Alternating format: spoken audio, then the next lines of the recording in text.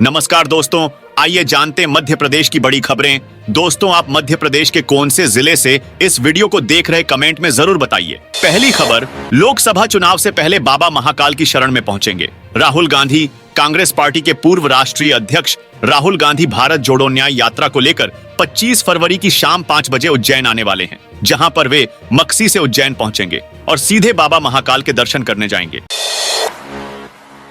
15 दिन में लहसुन के भाव 20,000 रुपये क्विंटल गिरे।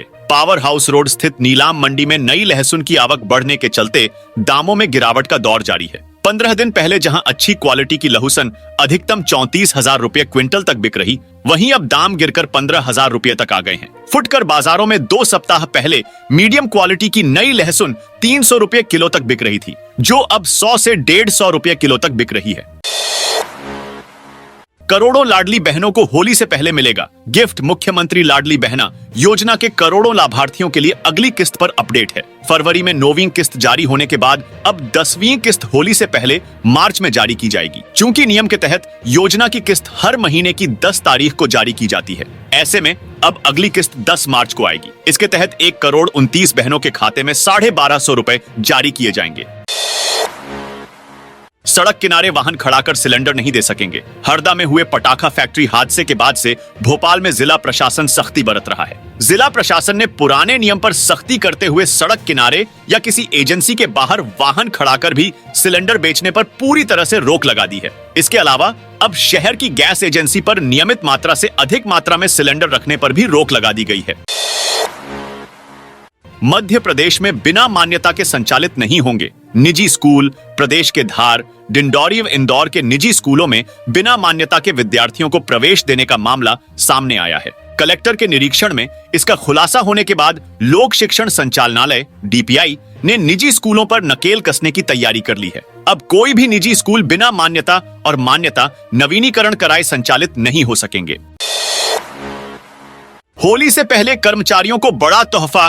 पीएसपीसीएल कर्मचारियों की सैलरी में बढ़ोतरी की घोषणा की है। इसके तहत विभाग प्रमुख, वित्तीय लेखाकार आदि को ग्रुप 14 से 16 में रखा गया है और उनका मूल वेतन 17,960 रुपये से बढ़ाकर 19,260 रुपये कर दिया गया है। दूसरी ओर अधीक्षक ग्रेड 2, पीए, एसएएस, अकाउंटेंट आदि को 15 से 17 ग्रुप में बांटा जाएगा और उनका मूल वेतन 18,690 रुपये से बढ़कर 19,260 रुपये हो जाएगा।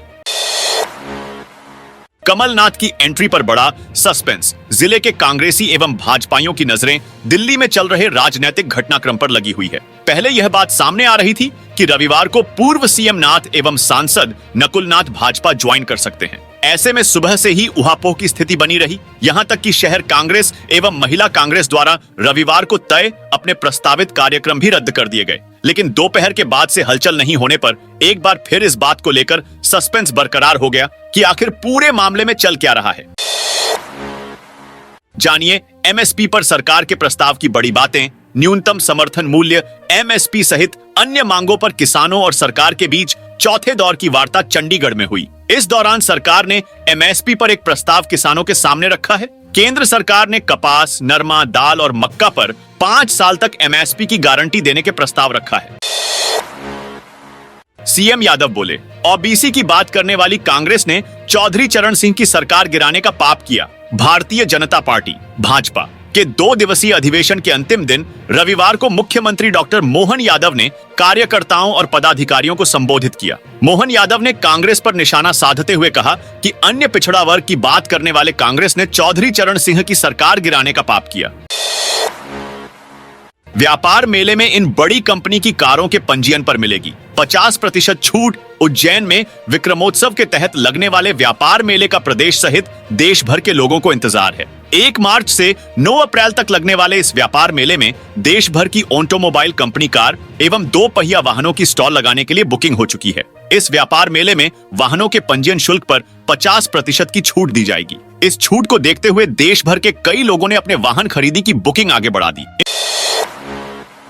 इन दिग्गजों ने कहा अलविदा। 2019 में हुए लोकसभा चुनाव के बाद से कांग्रेस के कई बड़े नेता पार्टी छोड़ रहे हैं, जिसमें पूर्व मुख्यमंत्री तक शामिल है। इन नेताओं ने पार्टी द्वारा की जा रही अनदेखी सहित अन्य कारणों के चलते पार्टी छोड़ी है। वहीं इसी फहरिस्त में मध्य प्रदेश के पूर्व मुख्यमंत्री कमलनाथ का नाम भी शामिल हो गया है।